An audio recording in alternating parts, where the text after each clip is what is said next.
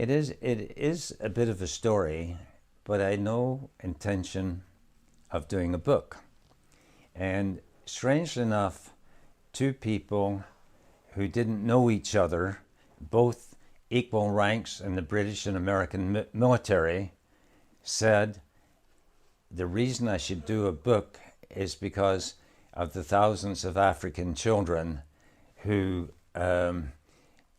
so that they would be inspired to have a vision and know how to go ahead. And that's what finally convinced me to do the book. And it wasn't easy. It took a long time to get it done, but finally it's done and it's out. And what happened, you see, when I first became a Christian, I'd gone, this man talked to me in a photographer's studio, went home, got on my knees and, prayed the sinner's prayer and asked the Lord to come into my heart. And then I went back in the afternoon and they were talking and I said, I think David Livingstone was a great man and a great missionary. I'd like to sometimes do some kind of work like that would help people. And they said, but Ray, you have to be, we talked this morning, you have to be a Christian. But I said, I am a Christian. And the guy was really confused. He said, well, when you left here, you weren't a Christian. You went to church, but you weren't a Christian. You weren't a born-again Christian, but now you come back and say you are. I said, well, when I went home, I went to my bedroom and got on my knees and said, Lord, I'm a sinner. I want to be born again. Can you come into my heart? What else do I have to do? Well, I'll never get over the surprise on the two men that were in the studio, their reaction to that. I thought, my goodness, to me it was a simple prayer. And then I think they were rebuking themselves for not believing. But I said, do I have to do something else? To which the guy repeated, you have to give your testimony. And he was a lay preacher, and that Sunday night he was going to speak in the city of Londonderry, and he took me along, and I said, I can't get up in front of people. I had a bit of an impediment in my speech. I was very nervous. And he called me up on the platform, and I immediately fainted. So when they were reviving me, they pulled me off the platform to behind the curtains. I prayed a prayer before I said I was okay and said, Lord, I'm going to do this every time I'm asked, even if I faint. But then the next day I read in the Bible, with God, nothing's impossible. And that's where, from the very first moment of my Christian life or day or so, I really believed that God could do anything. And that's why the title of the book is Don't Tell Me It Can't Be Done. And I want to encourage young people and all kinds of people who feel they can't do anything, that through prayer and action, anything can be accomplished. Tell us how you start the book kind of much further along the line in Lebanon.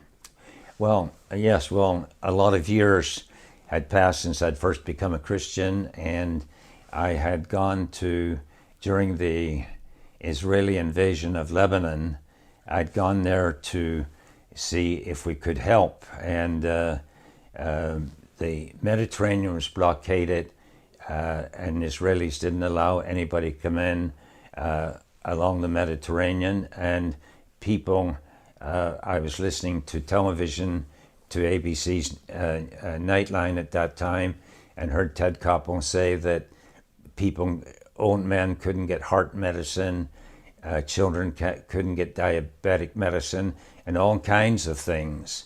And I decided there and then to go to Israel and try and get permission to go into Lebanon.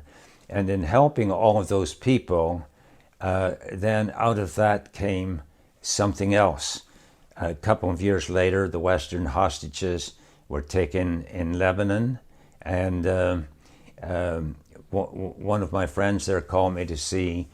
He said, Lebanon's having some difficulties, can you come and help again? And I said, the whole world are concerned about these hostages, and I don't think anybody is going to want to help. And just, I just said off the cuff, if something could be done about the hostages, then I'm sure lots of help could come. And that started my whole getting into helping the hostages. We'd help people in the Soviet Union, but then we made bracelets with the hostages' name on it, Hebrews 13:3, remember them and they're in bonds. And that led to my finally meeting with the head of Hezbollah, which was the organization was blamed, and everybody took the hostages. And that started a process where through that the hostages actually were released and came back home. We'll come back to your work on behalf of the persecuted church, talk about the African Children's Choir, but just a bit more on your story that you highlight in the book is so heartbreaking about your upbringing, finding your mother, all the hurdles you overcame as a child. Tell us about how you share that in the book. Yes, well, of course my name's Ray Barnett, but I grew up with the name Raymond Ross, and I felt I was part of that family, and then different little things happened to make me wonder why I was different from some of the other children in the family, and so eventually my mother, Lavina Ross, got a call from her aunt who was on her deathbed, and to come, and she said, I've got a message for you, Lavina. You have to tell Raymond who he is. And I'm giving you this on my deathbed. Raymond needs to know who he is. So she was heartbroken. She didn't want to tell me. And finally, an older brother said, he told her, he said, I'll take Raymond out and explain it to him. So that's how I found out that I wasn't Raymond Ross, but I really was Raymond Barnett. So how were you eventually connected with your mother?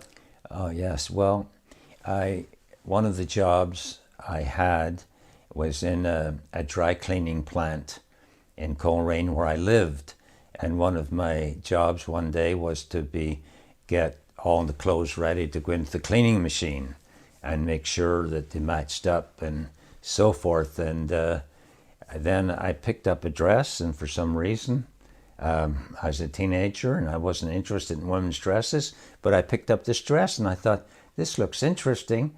And without really knowing why, I went and pulled the card that would be associated, and it had Barnett's of Kilmore Point, Londonderry. And I knew that's where my mother had grown up, and the Rosses believed she was killed in the Blitz, and I thought this has to be her dress.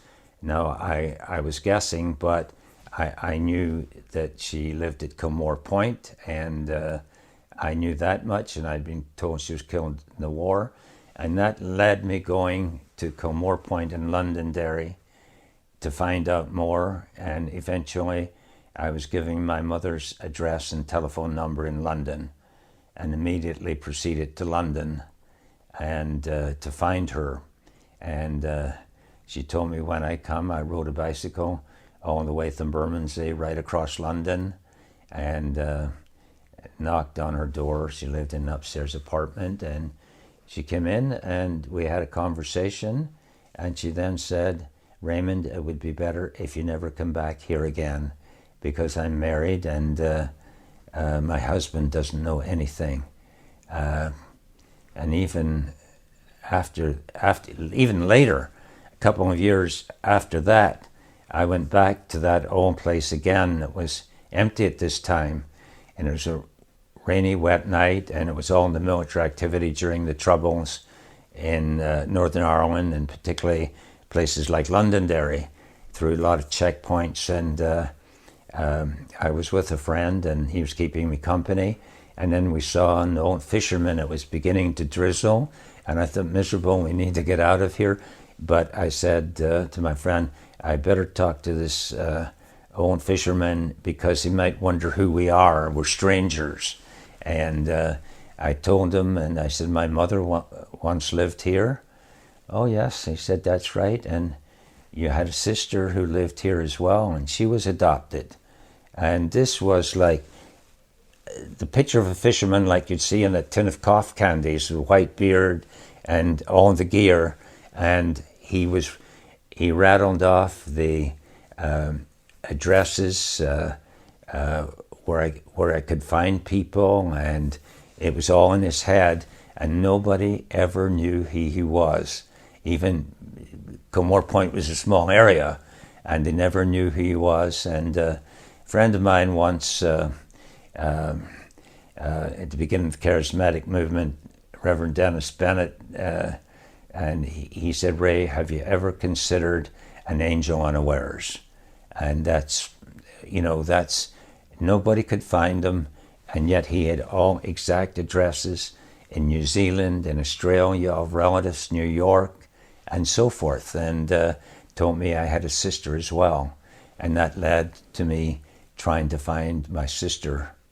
And that's a story that continued with Dan Wooding, and he played a big part in helping it all come about. And he had talked to a journalist that he worked with about it, just as a matter of discussion. And the journalist was shocked. She said, that girl, Ray's sister, is my cousin. And that was in a Fleet Street newsroom. And so the story went on. It's too long to go into in every aspect, but I finally ended up, my mother moved to America, found her again, and helped perform her funeral and buried her, but not before I got her to come to Vancouver and meet her grandchildren and my wife, and so it ended very, very happily. Taking us up to 1984, if you can tell us in a brief few minutes the story of starting the African Children's Choir. In this whole theme of Don't Tell Me It Can't Be Done, you had so many obstacles to get it off the ground. Yeah. Tell us how you overcame those and the kind of legacy of those children today. Yes, well, the reason for the African Children's Choir, I was always concerned about people suffering. And I knew that Uganda, I'd been all through that with the Idi Amin era, and I thought maybe there's a way to help children, because the Ethiopian famine was on, which affected a part of Uganda as well. Plus there was a civil war there, and I went out and was getting ready with my team to go north, and the Prime Minister that day sent for me, and he said, Ray, there's a place called the Lawera Triangle, and there's thousands of orphans there, and it's about an hour from here by car. Could you help there instead? And then I said, I'm so disappointed at all these pictures of skeletal children with tin cups, and I wonder what happens when the cameras go away to them. And I said, he said, well, that's how they have to raise the funds, Ray, you know that. I said, of course, but what's their life like afterwards? And he said, well, what would you do? And just off the top of my head, I said, maybe something, if we could take an African children's choir and show the Western world the potential and the dignity and the hope of the African child, it would make a big difference. So to just quickly come to the point, that was 1984. Many of them are grown up. They're doctors, they're lawyers, they're teachers. One little girl who was in the second choir, she's a United Nations country director in an African country. And others are doctors. And one of her young men, they were pushed out the door by their parents before they get shot, and took them weeks to get to us. But when they did, we took them into the first house we got, and two of them are not only, one's a fellow at Yale, and the other one, who never traveled with the choir. He's also a medical special and teaches at the medical school at Makerere University. And the third one's one of Uganda and East Africa's leading civil engineers. So these children, each choir becomes its own family. And the aunties and uncles we call